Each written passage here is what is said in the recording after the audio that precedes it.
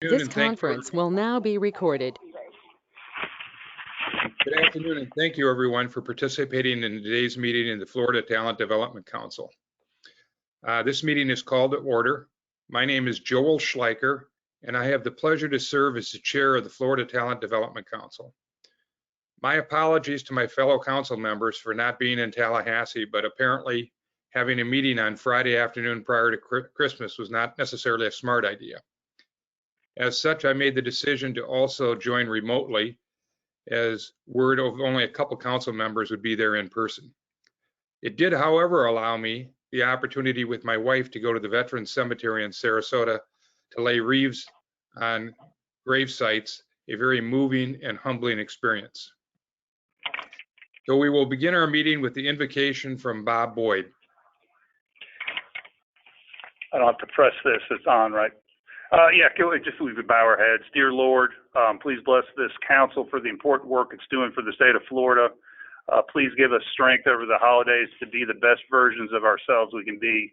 And if we could just take one moment to reflect on the lives lost in Kentucky and Tennessee in the tornadoes this last week, especially those from Florida. Amen. Amen. So now we would ask Bob Ward to lead us in reciting the Pledge of Allegiance. Thank you, Mr. Chair. I pledge allegiance to the flag of the United States of America and to the republic for which it stands, one nation, under God, indivisible, with liberty and justice for all. Thank you, Bob and Bob. Before we go any further, there are a couple of administrative items. If you have called in on a conference line, please make sure that your phone is muted while you are not speaking. There will be an opportunity for public comment at the end of the meeting. If a member of the public wishes to address the council regarding an issue being discussed in today's agenda, please provide comment during that time. All relevant council materials, including the agenda and the meeting package for today's meeting, are available on the council's webpage at www.floridajobs.org/Talent Development Council. Allison, please call the roll. Chair Joe Schleicher. Here. Senator Doug Broxson.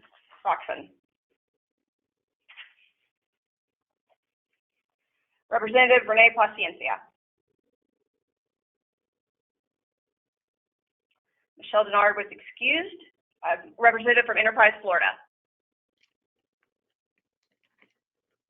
I'm here.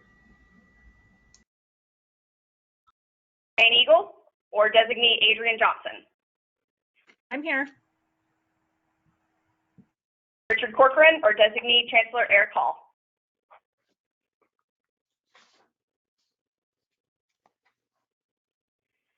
Bob Ward. Here. Mark Wilson. Tim Serio. Marva Johnson. Chancellor Marshall Kreiser. Here. Chancellor Kathy Hebda. Here. Bob Boyd. Here. And Dr. Robert Kaiser. And Chancellor Henry Mack was excused. So Roll do call we have complete. a quorum? We do not. We only have 4 of the 6 members, voting members here. Okay, well, we'll go forward with the meeting on an informational basis, and if somebody else joins, then we'll take care of business at that point in time. So our meeting objectives today are to receive presentations on HB 1507 with the healthcare deliverables by the Department of Education, the Board of Governors, and the independent colleges and universities of Florida. This is an important initiative given the average age of our population in the state, along with the migration of families into the state. Likewise, today, I'd like to take an opportunity to go through some of our accomplishments in 2021, and establish meeting objectives for 2022. So unless anybody has anything to add, which I'll open the floor. Hearing none, we'll dive into the deliverables on HB 1507. And Chancellor Kreiser, would you like to begin with the presentation on the nursing education and healthcare gap analysis? Thank you, Mr. Chair and members of the council. Are you able to control my presentation from there? Great. I'll just say next slide. And I'm going to make an assumption that the members of the council have our slides in their meeting materials if they're not able to see the screen here. And I warn you, I'm not planning to read my slides, but I will talk about each of them as I go through it. That's actually probably a relief to most people. If I go to my next slide, please.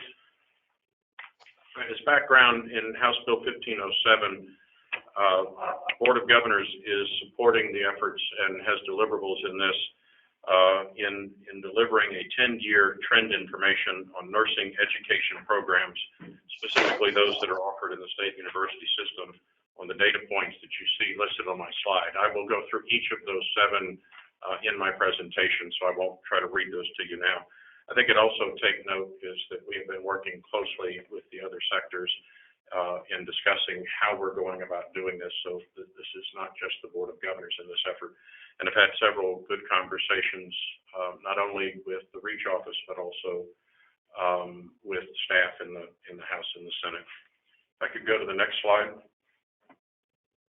As background for the council, this is a listing of different types of programs. It's color coded in your material.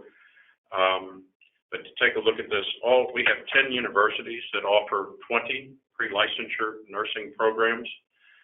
All 10 of our universities that offer nursing offer what we would call a traditional program, where a student is accepted in the nursing program after completing their core education. Core education being generally the general ed requirements that are in Florida statutes, as well as electives that are relative to the healthcare profession. We also have a freshman admit program. This is a newer type of program where students actually begin their freshman year on track toward a nursing, in our case, an undergraduate degree in nursing. We have one program offered by FAU that began in 2014-2015, and another program began at the University of North Florida in 2017-2018. We also have programs targeted toward students who are looking at a second degree, typically a part-time BSN track that's offered by Florida Atlantic University. And 7 of our institutions offer accelerated second degree programs. And then we have a VCARE program at the University of South Florida that began in 2013. It is supported by the U.S. Department of Health and Human Services. When I say supported, that means they write a check for that. That's a pathway for service members and veterans who have completed training as Army and Air Force medics and Navy corpsmen. It acknowledges prior education and training, and it shortens the time to degree completion for their students. If I could go to my next slide. So one of our reportables was the number of programs and student slots. As you can see on this graph, the system created an additional 3 programs over the past 10 years. The system was able to also increase the number of new student slots by 43%. Most recently, an additional 200 slots were added due to the new FAU part-time BSN track for working professionals in the fall of 2019. And the institution was also able to secure clinical slots. I'll come back to this and talk about pipeline. But one of the important elements in many of our programs is the available clinical slots available for our students. If you're following the timeline and you're wondering why we went down a couple of years ago from 21 to 20 programs, the program that went away was a federally funded grant program for veterans at FIU, but that's no longer funded. Our second deliverable was on prospective nursing students, and so this chart shows the applications submitted, qualified applicants, and the students accepted. There's been a huge jump in the last year of students applying to Florida's nursing program, so I think the conversation our state's having about the nursing opportunity is paying off. This also translated to an increase in the number of students who were accepted into the various programs. I mentioned this a minute ago about clinicals. All of our nursing programs are limited access. That means that we have caps on enrollment in the program. Those caps are because of two things. One, the availability of nurse educators, and the other is clinical slots. And so we try to marry the ability to complete the progress on the clinical side with the students that we have in the pipeline. We don't need to have students pursuing degrees and not be able to get their clinicals and get their full certification. Our programs require a minimum GPA to enter the nursing program, and some require performance. I'm going to try to avoid as many, even though I just used a three-letter acronym for TEA, but some also require performance on the test of essential academic skills, which is used to demonstrate readiness in healthcare fields. And typically, I ask my folks, why so many applications were submitted versus how many were applied. I think it's like a lot of job opportunities. Many times you get a lot of applicants who are interested in something but may not necessarily have the background yet. A lot of times these are individuals either who don't have the required GPA or haven't completed the prerequisites that would be necessary to go into the nursing program. They don't have the prior education that would support them going into finishing in the nursing degree. My next slide and third deliverable. System is continuing to increase the nursing program graduates, helping to hopefully address as much as we can of the healthcare shortage in our state. We have increased our number of graduates over the last 10 years by 45%. And kudos to the University of Central Florida, Florida Atlantic University, and the University of Florida. Our largest number of graduates come from those three programs. But I think each one of them is trying to make their contribution to it. But I just call them out because we're looking at somewhere close to, it's 351 students in 2019-2020 at UCF, 252 students at FAU, and 215 students at the University of Florida. We also are attentive to nursing program graduation rates. It doesn't help to enroll students if we're not working with them to graduate. Actually, in each of the years, looking back 10 years, our nursing students on four-year graduation rate have surpassed our average graduation rate at our institutions. Nursing is I think one of the main reasons for this is nursing is a very styled pathway. There are things that follow things that are very clear, and we teach to that. So students in a BSN program for nursing basically move forward with their class, and that contributes heavily. Not a lot of variation where you might go off path when you're focused on a nursing degree, but it's helping our students, in this case, as high as 90% of our students graduating within 4 years.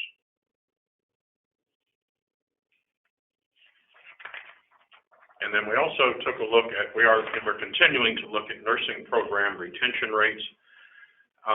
As I said earlier, we have different types of nursing programs. And so one of the challenges we're having, but we're working, I want to say we continue to work through it, is that when we measure retention, different programs essentially have different start points for students. So if in a traditional model, for example, we're looking at everyone who enters a college of nursing as a junior, we know when they started, we know when they finish. We have in some of these other programs where students can come in at a different point in their path or be working on a second degree. We're trying to develop the modeling that's going to allow us to track through that. And I'll come back to some of the other work that we're doing in this area. But different programs vary in length. Students are accepted at different points in their education. Some as freshmen, some as upperclassmen. And there have been changes in the last few years in terms of the types of programs offered.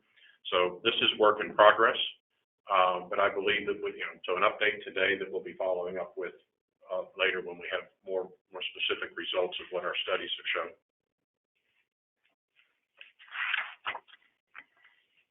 Nursing exam passage rates. I did look up what NCLEX or NCLEX means. That's the Nursing Council Licensure Exam. But what's important about all of this is once our students complete their degree, they have to pass their licensure exams. Nearly all of our nursing graduates who take the NCLEX exam pass.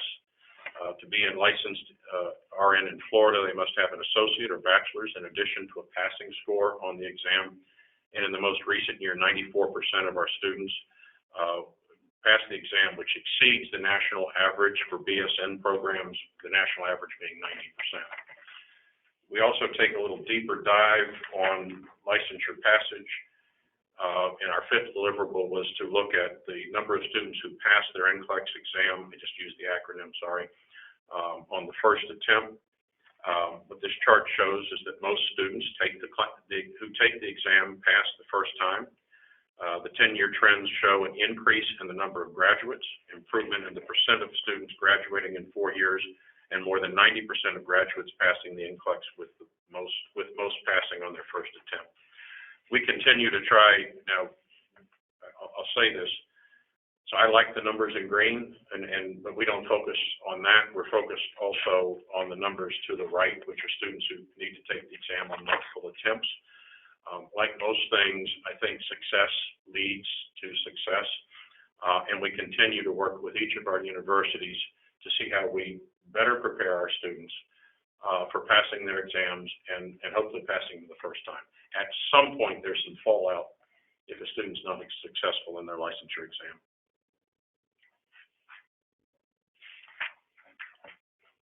And then on my next slide, deliverables 6 and 7 are items that these are work in progress. These are 2 data points that we're still working on. The number of graduates who become employed as nurses. Our current employment data does not have occupations included in it. What we can see in the current data available to us is what degree a student graduated in, but we can't see specific subcategories within an occupation area. We can see their industry code, but we can't devise that further down. The plan in this area is to develop a survey mechanism, and I'll be talking about that more on the next slide.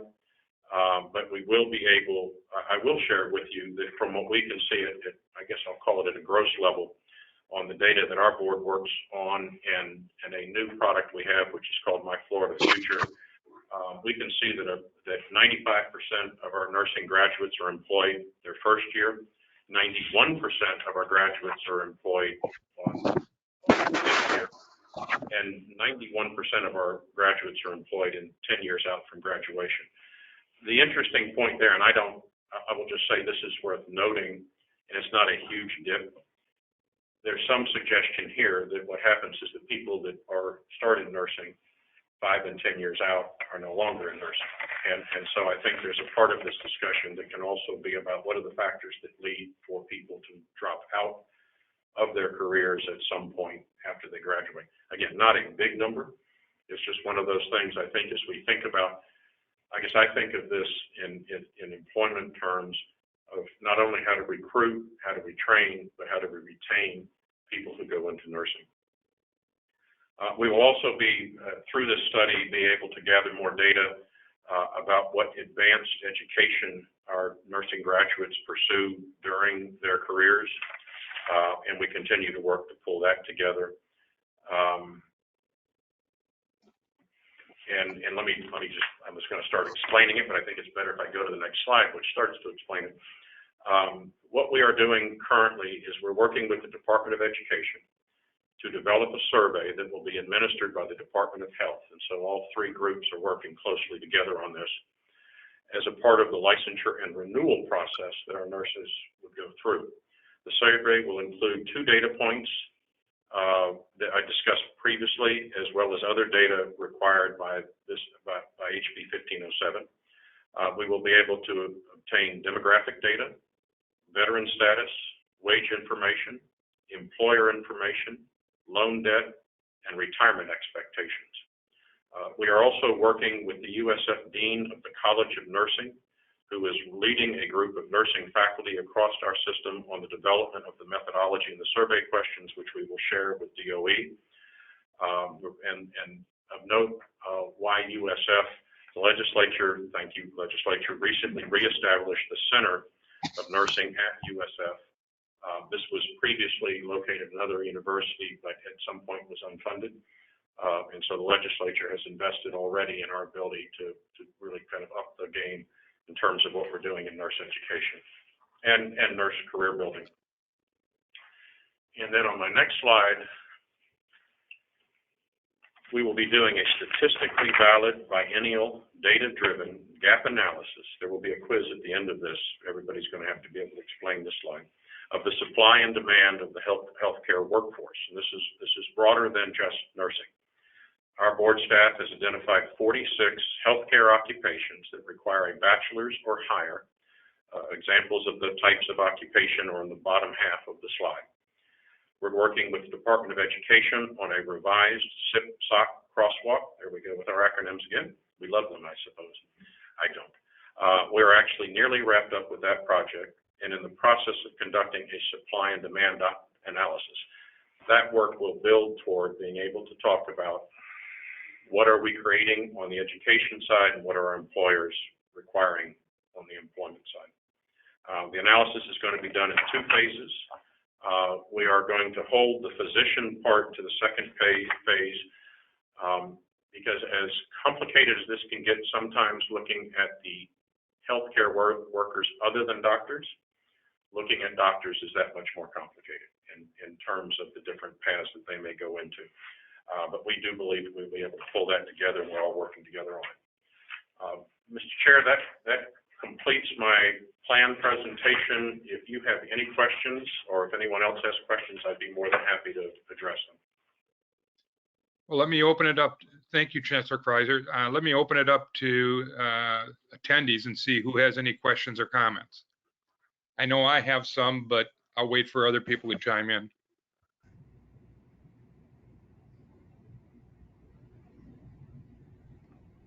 Hearing no others, let me go ahead. Thanks for the nice presentation. It's actually very informative. On your first slide, I think titled slide 2, where it shows the 7 objectives, I have a question. I probably don't have the answer, but I think that it would probably be a nice one to get.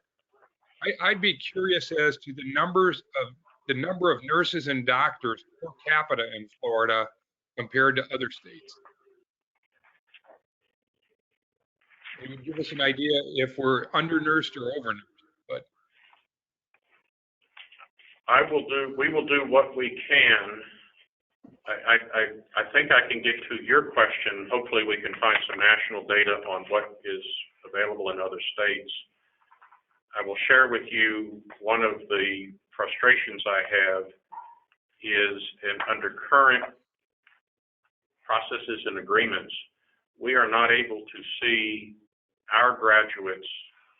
We can see in the aggregate what our graduates are doing. We're not able to disaggregate our people who land in state versus people to go to other states for employment. And that's one of those things we're working to try to figure out how we solve that. So that's one of those things on the list of I don't want to say roadblocks, but I want to say speed bump at least. I do believe, and I'm going to look over my shoulder, Emily, can we find enough national data to sort of, yes. So I believe we can get you from sort of what is nationally available, kind of a sketch of that. yeah, I mean, I kind of alluded to this in my opening remarks, but let's assume we have 1 million people move into the state. Do we have the adequate number of doctors and nurses and healthcare workers to take care of that? And I think we should congratulate the legislature and the governor on the initiative, but that's why we have to get this data so that we can make sure that we have healthcare for those people that do live here. I would share with you that our board has what we call the Task Force on Workforce Alignment, and one of our board meetings was devoted to healthcare providers And I think they'd be very comfortable with me representing to them that we do not have enough, that we need more. And it's a combination of two things. We need, particularly in the nursing area, we need more nurses. And then the other message that we're hearing is that many of them also are looking for nurses with a BSN or higher. And so as I think about that kind of as a, I hate to be so businessy, but it's the way I am. If we think of that as a production issue, we not only need more, but we need more of people who take 4 years instead of 2 years to complete their education. So it's time to market, and it's how big is the pipeline. But, Well, I think that's a fair. And that kind of leads, represented by the healthcare providers in the state. yeah, it kind of leads to my second question, which is on the slide labeled number 4. Now, I realize there are other nursing programs other than what you're just talking about, but to believe that we're only graduating 2,000 nurses a year seems stunningly low to me. And the challenge we have with growing those programs is available.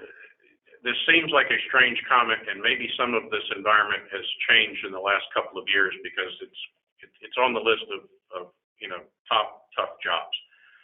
But nurses actually make fairly decent salaries. So recruiting people with experience who are also good teachers, and in many cases who are willing to take a pay cut in order to become nurse educators instead of working as nurses has been a challenge that we've been trying to deal with for the last several years. And then the other side of the pipeline is the availability of clinicals for nurse students to complete their education. And so I believe we could grow the pipeline if we had more nurse educators. But we only want to do that if we also know that we will have more clinical slots so that the people that we're graduating can fulfill all of their educational requirements. There is a bit of, there's a choke on the pipeline because of those two issues. I'll let Bob and Kathy correct me if they disagree. I think they probably tell you the exact same thing.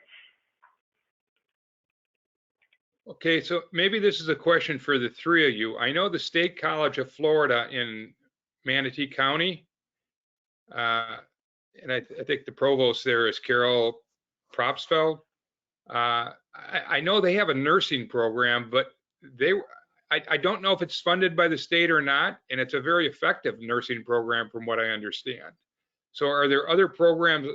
Are you familiar with that program? And are there other programs like that around the state that maybe, so you were talking about funded, are there others that are private funded? And I remember specifically when I went up there once that their education costs were probably significantly lower than what they were at other state institutions.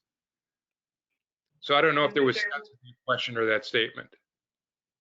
Mr. Chair, this is Kathy Hebda. We're going to cover the nursing programs for the Florida College System, the Commission for Independent Education Institutions, and school districts in the next presentation. And yes, okay. That program is a state college, and all of our state colleges, all 28, have nursing programs. Okay, and then this is going to sound like probably a stupid question, but it seems to me that we're looking at the whole healthcare system. And shouldn't we also then be looking at EMTs and paramedics? Because although they're not working in a hospital, actually they're the first line of defense, so to speak, when there is a drug overdose or an accident, and they have to be trained. And I'm not sure how we'd get by without EMTs and paramedics. So shouldn't part of the House bill also include paramedics and EMTs as part of the healthcare system, or what am I missing? I go back to the last two deliverables that we have. So one point would be, I think the House bill does ask us to take a look at the entire healthcare field and understand where our trends and where our gaps are. So we are undertaking that. I would also observe, I kind of describe the state university system this way. Our product is a 4-year undergraduate degree and above. And so what we target, and we do this not only in the nursing field, but in all other education fields. I think I've said something like this before to the council. Whatever the number is today that Mark Wilson often quotes as to the number of jobs in Florida that don't have people to apply for it. That number, I don't know what his last number was. I'll say it's in the 370 to 400,000 jobs. From that, we've identified roughly that about 50,000 of those jobs require an undergraduate degree and above. So in the university system, our focus is to close the gap in the area of the degrees that are our main business, that we have a shortage of bachelor's degrees in healthcare and in nursing. And so we focus on that, differentiating that from other sectors and no differentiating other than this is kind of what our bread and butter job is. What we also recognize is there's a tremendous number of other resources in Florida in our college system and also through our private institutions in terms of being able to look not only at 4-year degrees, but also looking at 2-year degrees. And so my discipline for our system was until we get our job done, we don't need to start poaching in somebody else's path. We need to find ways to support the colleges, support our tech schools, build paths for their graduates long term. If they decide they want to continue their education, make it a more cohesive system, but also sort of stay in our wheelhouse and focus on the gaps that we have. I would point out that in the University of North Florida right now, and this has been funded, thank you to the legislature and the governor for the last 2 years now, has a specific program which they call MedNexus, which my shorthand version of MedNexus is it's all things healthcare except for what you have to go to medical school for. So it's everything but being a doctor. And they are working with their partner hospitals in the Jacksonville area, which is flush with good healthcare institutions, but also working with the colleges to understand pathways for students who may want a degree, a 4-year degree at the University of North Florida to build on the credentials that they have from their other institution. I don't know if all that stuck together. I kind of unloaded a lot on that one, but we are not. 1507 is, we're focused on nursing right now, but we're also looking sort of at the short term and the long term in healthcare in 1507. And I think that the systems are also doing the same thing in their individual work. Okay. I agree with that 100%. My last comment or question is on I think it comes out of your slide 11, that still in progress. It seems to me, and I may be wrong, but it seems to me that there are probably more female nurses than there are male nurses. That may have changed.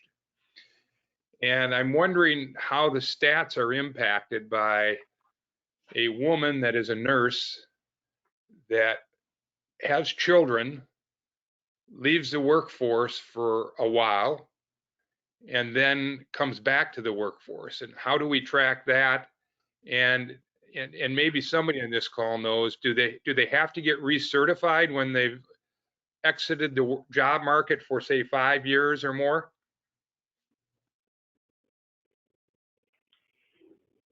All right, I'm probably not the best person to answer this, but so here's the value of the survey that we've been asked to make, is I believe that what we're going to gain today, what we have is data snapshots. In our office, I can look at 1 year out, 5 years out, and 10 years out. What the plan is, as I understand it, Emily, tug on my sleeve if I miss this one, but the plan is through the survey mechanism, we would be administering that when nurses recertify. They have a recertification period for their licensure. So we will gain a lot more information about what individuals are doing in the full cycle of their practice. I suppose if someone falls out of the profession and does not recertify, that may be a bit of a black box trying to figure out the why. But we will really enhance our knowledge. I said earlier, this issue of, is there a retention issue in this, or a burnout issue, really? Not academic retention, but an employment retention. Yeah. I think we gain a lot more insight when individuals fill out those surveys. And my understanding is that will be part of their recertification process, is the hope. So we'll get data on the individuals who are actually in the nursing profession. Did I do that right? Okay, thank you, Marshall. Any other questions on this sector or this presentation? Then I think Chancellor Hebda is going to provide us an update on the 10-year trend information for pre-licensing nurse education programs. Sure. Thank you, Mr. Chair. I appreciate it. Unfortunately, Chancellor Kreiser did such a great job explaining a lot about the studies and the surveys that I'll be able to skip a few of my slides and get us the information a little quicker. So if you go to the next slide, we don't need that one. We go to the next slide. We also did Department of Education did a survey that covers with our school districts, our Florida college system institutions. This gets to your question earlier, Mr. Chair, of what other programs are out there and what institutions are they in. These are the three sectors that I'm covering in this presentation. And I do have somebody from the Commission on Education here today who can help with questions if there are specifically about their data. And we're going to focus on the same areas that Chancellor Kreiser did. So are you on slide 3 right now? I'm going to slide 4. Okay, thank you. Types of education nursing programs. So this will give you a little compare and contrast with what we just heard from the Board of Governors State University System. In school districts and in independent institutions in the Florida college system, we offer 3 kinds of programs: licensed practical nursing, LPN, associate in science in nursing, or ASN, and a Bachelor of Science in nursing. Chancellor Kreiser mentioned the importance of the bachelor's level in nursing currently in many hospitals who are looking for additional nurses trained at that level. In our system, however, because the survey and the information is focused on pre-licensure programs, in the Florida college system, we're 2+2 institutions, and so to go into one of our BSN programs for a baccalaureate in nursing, you already have to be licensed and have your associate degree. So in that case, so the data you're going to see that pertains to Florida college system institutions, our BSN information will not be included because only the pre-licensure programs are included. Slide. So you can see the types of programs that are offered in the 3 sectors I'm covering today. The career centers or technical colleges at the school districts do not offer degrees, and so they offer the licensed practical nurse program. Florida college system institutions and the independent institutions under CIE offer all 3 types of programs, the sub-baccalaureate programs at the associate level and also at the licensed practical nurse level. But again, we're not including the baccalaureate information because this is only pre-licensure program information. So again, we're focusing on the survey instrument, the information you see on the left-hand side of slide 24. That is or if it's just our PowerPoint at slide 8, the information about nursing program pursuant to section B or subparagraph B of the statute.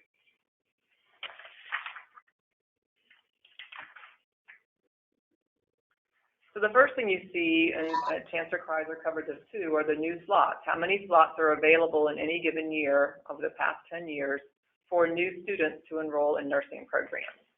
And so I'm covering this by topic. In each topic, I'll present the district information or tech college information first, the Florida college system information second, and the CIE information third. So here you can see school districts. And one thing I will ask you to note is the scale on each of these slides may be a little different because program size varies quite a bit from sector to sector. And you'll see that there are a little over 2,000 new slots available in our technical centers for licensed practical nurse students. On the next slide, you'll see Florida College System student slots. This would cover LPNs and RNs. And you can see we have about close to 5,700 slots available this past year for new students. That's risen slightly since in the last 10 years, where we were about 4,200 slots in a year. Commission for Independent Education institutions have risen significantly over the last several years, rising from an initial look in 10-11 of 834 slots only to now over 9,000 slots for new nursing students, I should say, in 1920. And so now we're going to start looking at the data that I call nested data. So as Chancellor Kreiser mentioned, we also at the Department of Education collect data every year on program completers and nursing and all kinds of other programs. But what we needed to do, because of the way this the information in the statute is laid out, is find out of the applications for students into a nursing program, how many of those applicants then were qualified, and of the qualified applicants, how many of those were actually accepted students into a program, and then from those accepted students, how many then become graduates. And that'll make a little more sense to you as we go down the line when we get to the graduates. But here you can see for school districts, we have a gap, a very significant gap, just like what you saw with the Board of Governors data, from those individuals who are applying, especially in recent years, to the number of actual people who qualify to enter a nursing program in any given year. Now, one thing I would say about this too, this could be true also in the state university system, we think it's probably true here, is that a nursing student, somebody who wants to be a nurse, could apply to a number of different schools at once. And so there could be duplications in these numbers between the FCS sector, the school district sector, and CIE institutions, and even other institutions too, depending on the program, of how many students there actually are who are applying and not getting in. For the university system, you see a similar gap in recent years. As Chancellor Kreiser mentioned, it looks like the word is out that we need nurses, and so people are applying. The numbers are going up tremendously for how many people are applying, but the numbers of folks getting in have not risen at a commensurate rate. We do have limited access programs, and those programs are limited by both the number of faculty we have to teach and the clinical slots, for sure. And sometimes it's also space. You can only do so much clinical simulation in certain kinds of environments, and some institutions could also be limited by the space they have to actually provide those kinds of experiences prior to clinicals. Here's the CIE information. Their numbers are a lot closer to the number of slots and the number of individuals qualifying and accepted. So you don't see the same gap here. I don't have an explanation as to why, but the numbers are a lot closer. Maybe we'll find out more about why when we get to the other kinds of surveys that Chancellor Kreiser was talking about in the future. Now we get to graduates. And I'll remind you here that these are not all the graduates in any given year. These are the graduates that were of those who applied in that year, how many graduated. So if you think about all the folks that graduated in the current year who applied this year in 1920, how many of them could actually have graduated? Probably not as many as could have if we were looking at just all of the people that graduated, regardless of what year they started. So the nesting data does suppress the numbers of graduates, and it certainly will suppress the percentage of graduates as we go through. But here's school district programs. Here's the Florida College System institutions. And so you'll see that we had Mr. Chair, this gets to your question about how many graduates are we having in a year. At least this shows you that there are several thousand graduates across the state. When you put all of the sectors together, and you're going to hear also from Bob Boyd in a minute too about ICUP institutions, and that'll add a whole other set of graduates in nursing programs to the mix. Florida College System institutions, the Commission for Independent Education institutions. Just like the number of slots has grown significantly in the last 10 years for CIE, the number of graduates has also grown. And then here are the graduation rates on the next slide, starting with school districts. Again, remembering these are nested graduation rates of those who applied, of those who qualified, of those who were accepted, how many graduated of that year. Florida College System institutions, that's why the graduation rates are lower towards the more current years, because you're talking about of those who were applied and accepted that year, how many have already graduated? Not very many yet. It's too soon to tell. Commission for Independent Education, same issue, a lot of part-time students. And then we get to passage rates. We have district nursing exam passage rates. Again, these are passage rates on the, not including, and for the school districts, this is only LPN, licensed practical nurse. And you can see their average is 85.8% passage rate over the last 10 years, all put together. Florida College System institutions, this is LPNs and RNs. It's no BSN candidates here, just LPNs and RNs. It's an average NCLEX rate of 88.5% over 10 years, currently 89% passage rate. And this is another area of data that CIE is still working on, just like all of us are continuing to work together on the demographic information and the initial studies. CIE is also looking at collecting the passage rates. Those are third-party data, and so we don't have them ourselves. You have to go get them from the nursing board. And that brings us to next steps, and I think Chancellor Kreiser covered those on the next slide, that we are all working together, and I would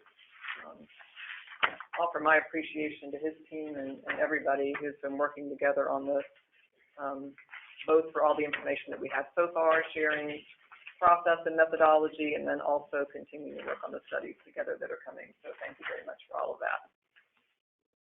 Mr. Chair, that ends my presentation. We'd be happy to take questions if there are any.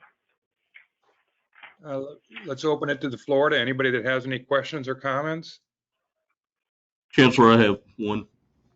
Go ahead, please. So Chancellor Hebda, great presentation. This is Bob Ward from the Florida Council 100. Also, Chancellor Kreiser, great presentation.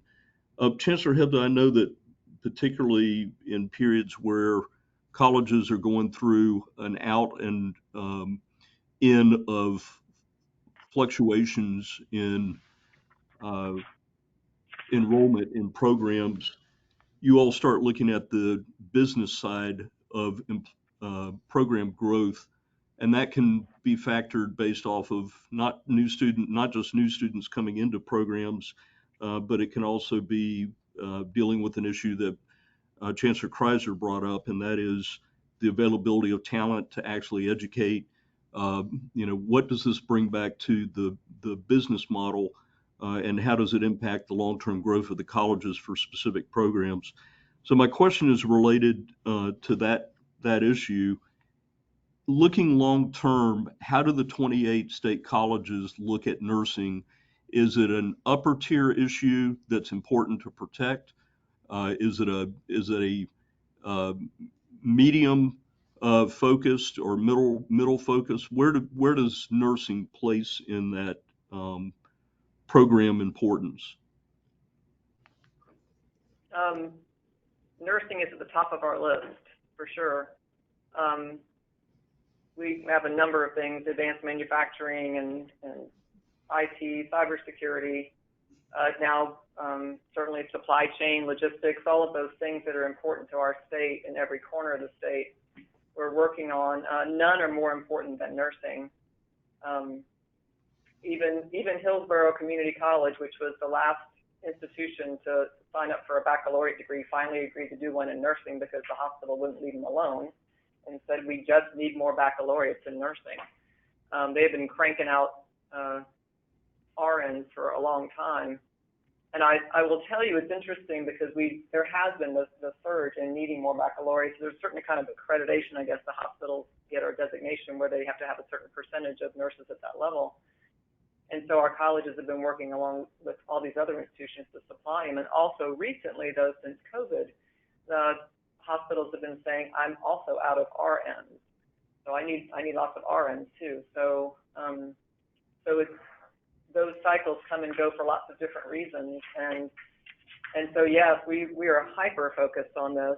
And I know our presidents have been talking with their local hospitals and other providers to work out as many ways as they can, making sure we have clinical spaces and also faculty and everything else that are needed to keep these programs supplied.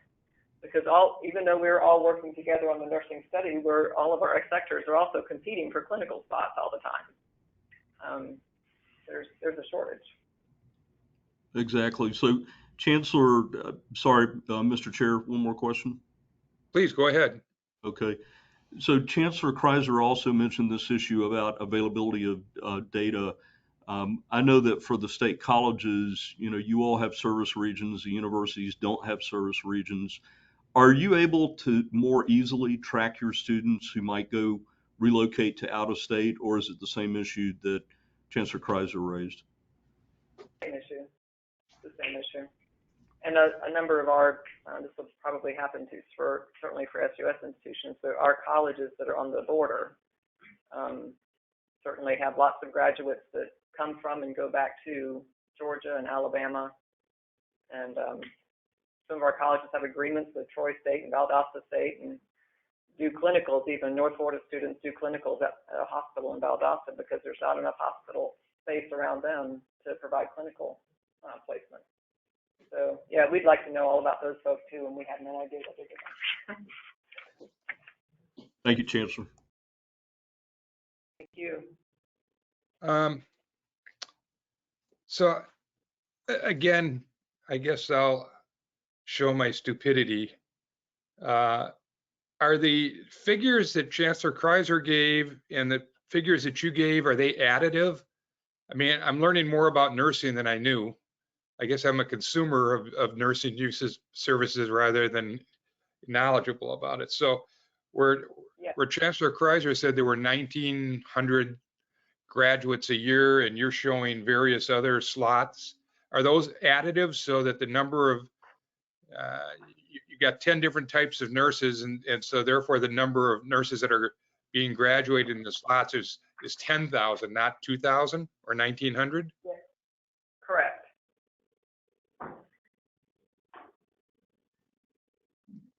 Okay. Mr. Chair, this is Bob Boyd. I had one quick question. Please. If you don't mind. No, I don't mind at all. I'm just trying to figure out how many different types of nurses there are. Okay, go ahead, please. Chancellor, I just had a question on the CIE, the data, you have the data in there on graduates and enrollment. Do we know, and I'm sure I could get this information from Sam Ferguson, but we know how many SUS schools there are in State College. Do we know how many CIE schools, the number of schools, or just the raw data? I was just curious. Yeah. You mean in terms of how many that are producing these nursing pathways? I think that data is available, but I don't have it. Okay, I was just curious as to how many schools, because in the other sectors we know. So. But we can get the information.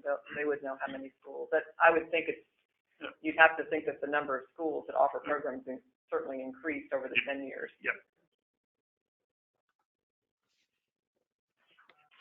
Okay, any other questions? Then I think we'll pass it on to Bob Boyd to talk about nursing education programs, and we'll all be educated further. Thank you, Mr. Chair. Yes, this is Bob Boyd. I'm the president of ICUF, the Independent Colleges and Universities of Florida. And if you could go to the next slide. So, Mr. Chair, to answer your question, our cohort, our sector, is additive to what the Chancellor Kreiser and what Chancellor Hebda reported on. So we're another sector to add on, different than the CIE, which is the Commission for Independent Education. The ICUF schools are in a different bucket. So who ICUF is, very briefly, we're 30 nonprofit, SACS-accredited, Florida-based, traditional four-year institutions, and we have about total 170,000 students.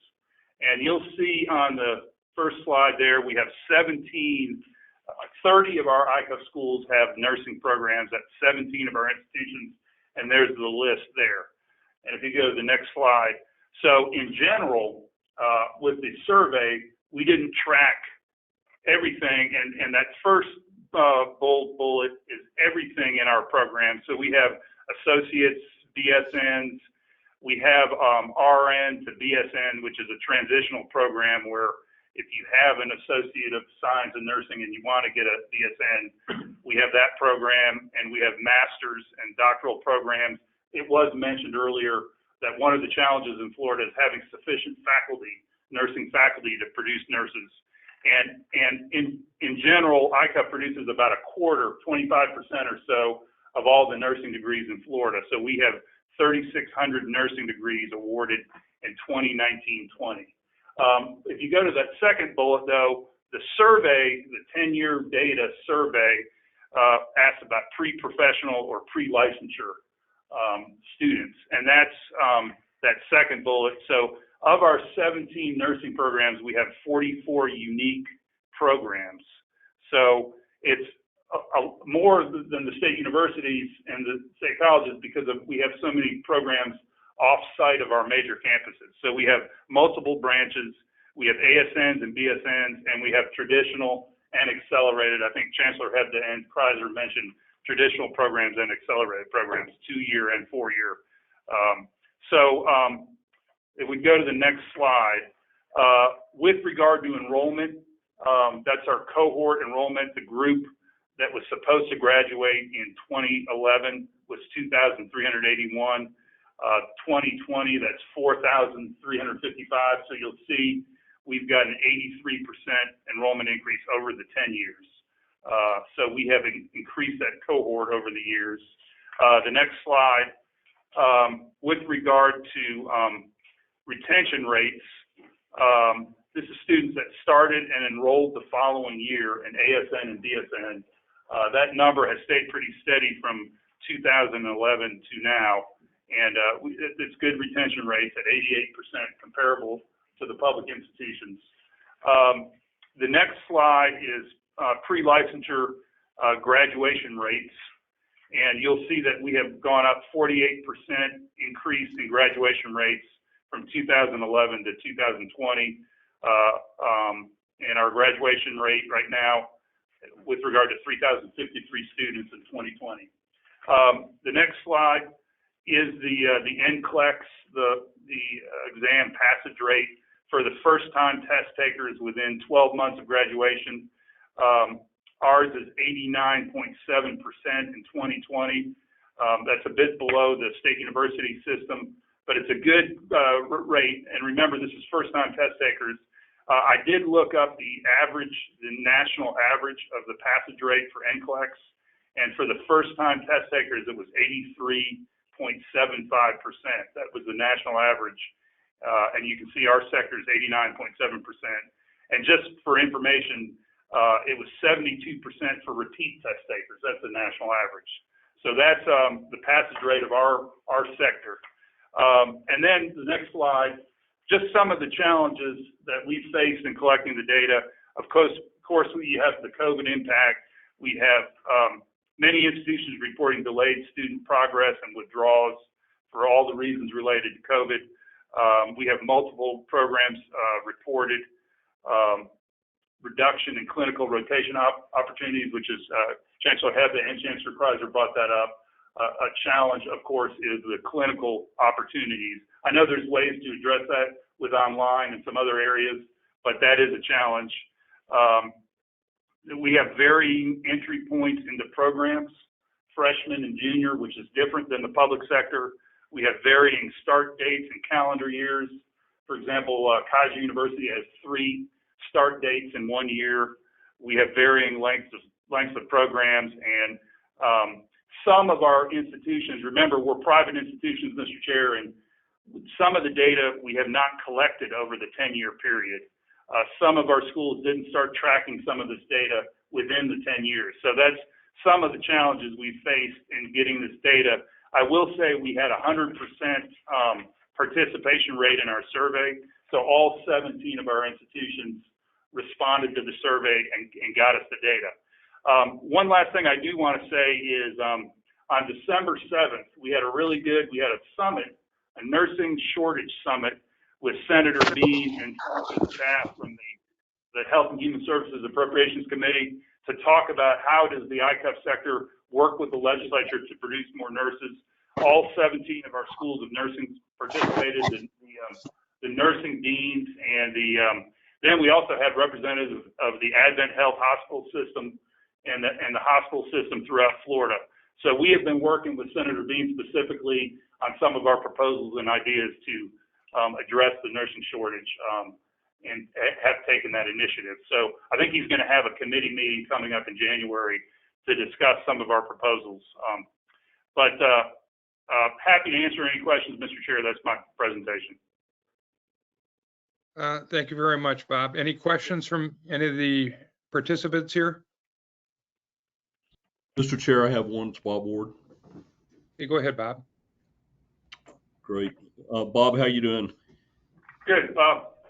Good. So it's been a long time since I dealt with some of these details. So help me stay right on the aspects of the question. But if I remember correctly, at one point for the ICUF schools, we had used the FRAG and I think the Boyd Scholarship, I want to say. But anyway, we had used the FRAG to be able to focus on programs that Florida wanted to grow in terms of graduates.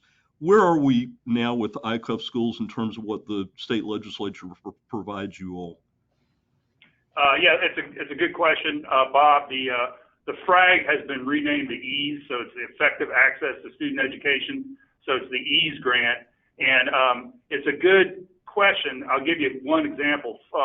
St. Thomas University grew their nursing program in 5 years from 13 students to, I think it's close to 700 nursing students today. And 75% of those students rely on EASE to help them maintain and attend those programs. So it is a key component. EASE right now, the funding has gone down a bit. It's $2,841 per student. But when you add that to Bright Futures and other financial aid that's available to a student, it allows that student to attend the private sector and helps keep our nursing numbers up. So it's a good question. The legislature supports it, and I hope they continue to support it. Mr. Chair, follow-up question. Please. So, Bob, based on that, is nursing actually focused on in terms of being a strategic area for the state as it relates to those scholarship programs going into the independent colleges and universities? Mr. Chair, yes.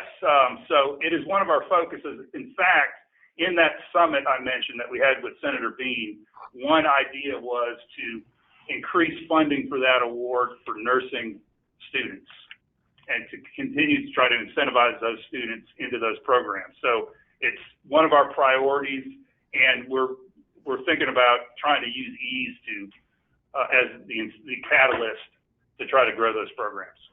Okay. Mr. Chair, one last follow-up.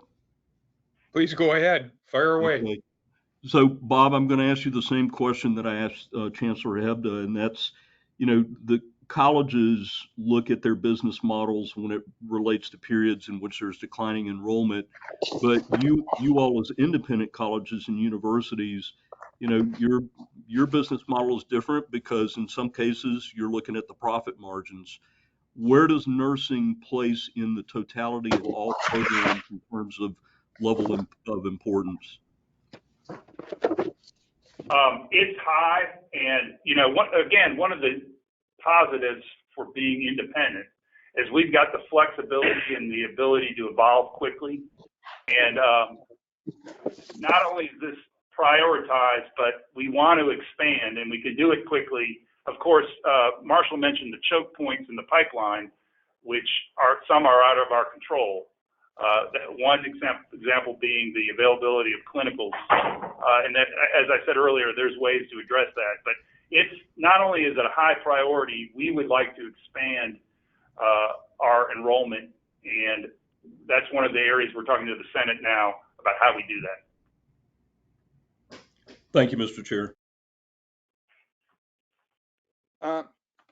Other questions, comments? I guess I just have one because I'm still confused. I mentioned earlier the State College of Florida and Manatee.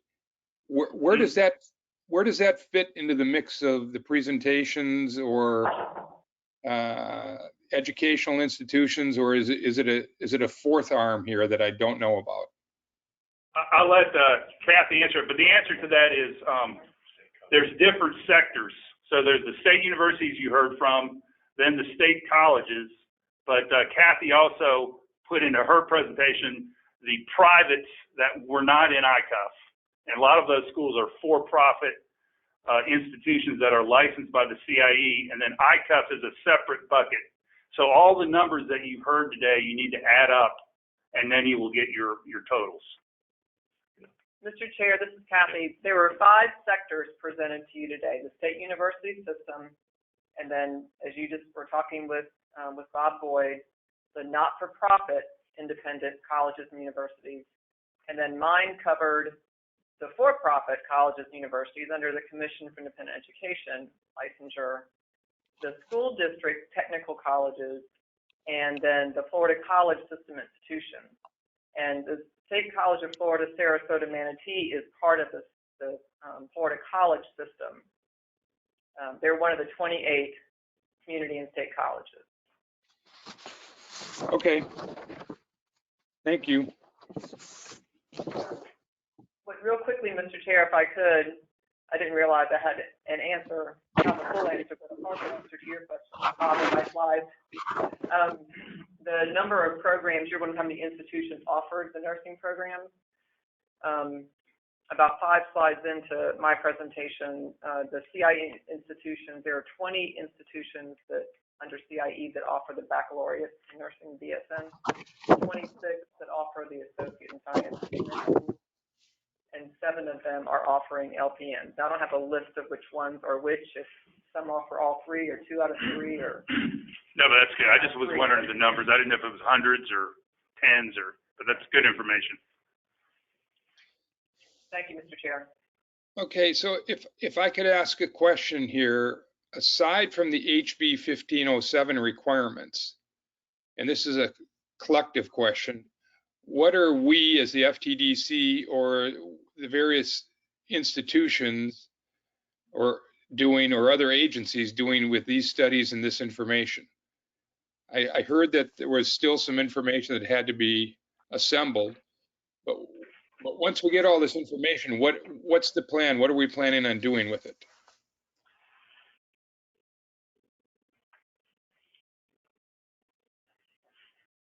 Let me take a partial stab and then others. I think that this information builds on work that we've had in process for the last several years at the Board of Governors for the state university system. It feeds into what we have called programs of strategic emphasis and allows us to understand what the gaps are between what our institutions are producing and what the employers are telling us they need. As I said earlier, out of 1507, we're also going to have this survey mechanism, which is going to give us greater insight into what nursing graduates do once they're in the workforce, so that we can start developing and discussing strategies, not only for recruiting individuals into nursing, but also how do we retain individuals in nursing. The legislature this current year is spending a great deal of time and focus on the nursing shortage question. And I would expect that a lot of this information also is going to help educate that discussion as they go into session next month. So we're working to get as much as possible. Essentially, I think what we can all say is we can reinforce the conclusion that we need to increase our nursing production. I think we need to be strategic in understanding what kind of, and I would say even healthcare professionals in general, we need to be strategic in identifying, what we need where, and frankly, at some level, probably from whom. I've long thought that nursing was an area where if we really step down into it, we all work at different parts of the post-secondary education part. But for example, universities are in 12 locations in the state. Colleges are at 28 locations. Sometimes we need to be open to a discussion. This probably sounds strange coming from me, but sometimes we have to be sensitive. And Bob will remind me that he has institutions at a large other number of places. We need to think about where the workforce needs are and where the workforce supply is. And in particular, a question I've always had is, does nursing lend itself more to locality? Meaning, are you looking for someone who is recruited locally, educated locally, and goes to work locally? Or are you looking for someone who could be a resource anywhere in the state? And this is purely anecdotal, but I just heard it, and it was more than I thought. I've also heard recently that, in the area of what are called traveling nurses right now, salaries in that area may be 3 times what someone would receive if they were place-bound at a healthcare institution in Florida. And now, there's probably parts of that lifestyle that are not attractive, but 3 times anything is a big number. And so I've always thought of it as we're trying to fill a bucket, but if our bucket has a leak and students are leaving us to go somewhere else, we ought to, we also need to be continuing to talk about not only how many nurses do we create, but how do we retain the nurses that we have, and better understand why someone might choose to go somewhere else when they pursue when they're past their education. Does that help? I mean, this is, I won't say this is daily. I will say this is constantly in the environment, and I think I can say that about the other institutions in the state. It's a big deal, and it's getting a lot of attention. That's a positive. And our goal is to be as responsive as we can to the legislature, because I think they've recognized that as well and set it as a priority. Okay, so that leads into my next question. What is our council's requirement by HB 1507 to give back to the legislature? Mr. Chair, this is Kathy. The statute requires that the TDC is coordinating and facilitating and primarily communicating the information. So when so part of what you're doing today by having us present on where we are so far is part of that coordinating, facilitating, and communicating. And then when the studies are complete, they'll be posted on the TDC's website. That's part of the requirement. Okay, and so we will have to update as we get more information then also. If I could just add one thing, Mr. Chair, to what Chancellor Kreiser said. I didn't get the question, but we also have a problem tracking nurses that leave the state, graduates that leave the state. Like, for example, the FETPIP data does not segregate between those that leave the state when they graduate and those that stay in Florida. So one of the good things about thinking about all this and creating these surveys is how do we come up with mechanisms to track that? And that's something we're working on as well, because that is an important issue for us.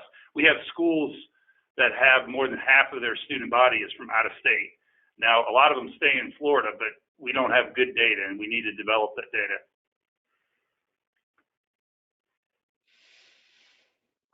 Okay. Allison, I'm sure you're taking very good notes, and there's been a lot of really good questions asked, some open-ended at this point in time, and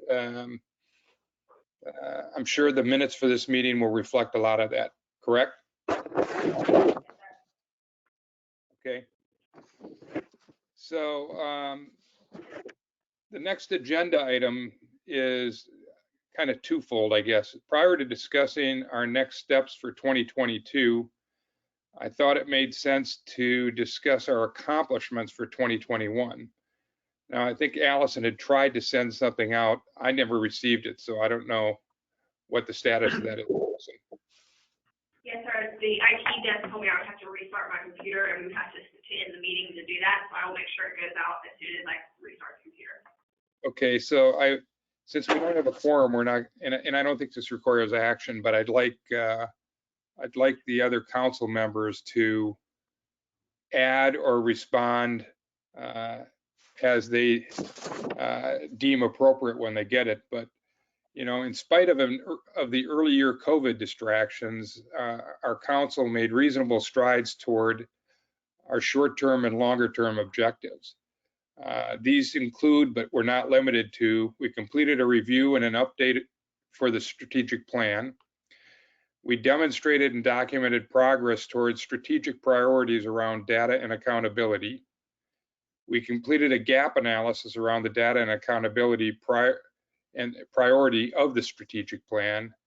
We received presentations and provided input from the Tampa Bay Partnership, the Orlando Economic Partnership, and the Florida College Access Network relative to skills and implementation of the strategic plan. We identified and discussed the most relevant employability skills demanded by employers. We've discussed an implementation of the REACH Act, including status updates, discussion of alignment and collaboration in the Act, and how it enhances sustainable talent pipelines for Florida businesses.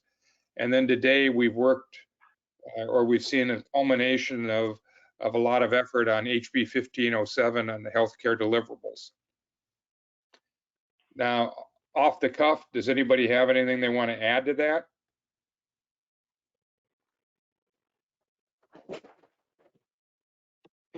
When you do get that, if you have something you want to add or massage, please do. So I think it's that important to kind of set some goals and objectives. And this is just a discussion point. Since we don't have a quorum, we're not going to take action today. And maybe the simplest thing would be to say for our next meeting to ask everybody for input as to what our goals and objectives should be for 2022. Does that sound like a reasonable approach? Bob Ward, that makes sense. I think we need some time to think about it in order to be prepared for the next meeting. Okay, and toward that step, I've suggested, much like we did last year, a meeting schedule where I think I asked Allison to send out that we would look at the second Monday of each month to calendar a meeting. And if we don't need a meeting, we'll just defer to the next month. But that would mean the next meeting would be on January 10th. And at that meeting, we could discuss the objectives for the coming year. And then there were some action items that we needed to take today, such as approval of the minutes, but we don't have a quorum, so we can't. Just a couple other things, but as I was looking at the minutes, of September 27th, we've looked at employability studies. We've said that what we've been doing so far is just a step in a series of steps and conversations relevant to the REACH Act, which in part contemplates competencies that demonstrate career readiness. I think we have to do more there. I think Dr. Kaiser had mentioned at the last meeting that he believes that younger generations are missing some of the softer skills that are necessary. So I think that has to be there. And I think Bob Ward gave us some statistics that 80% of Florida businesses are having a hard time finding recent graduates that are qualified for the jobs. And so I don't know how we define qualifications, but I can assure you, being in the business communication, qualifications is not just having a degree. It's understanding how to present yourself in the workforce, et cetera, et cetera. So those are some of the things that I think we should focus on and take under our wing as something to continue to report back to the legislature and the governor's office. Does anybody have anything else they want to suggest or comment on?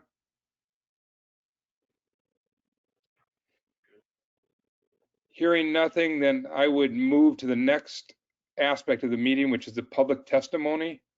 Are there any members of the public wishing to speak or provide comment on any topic related to today's agenda?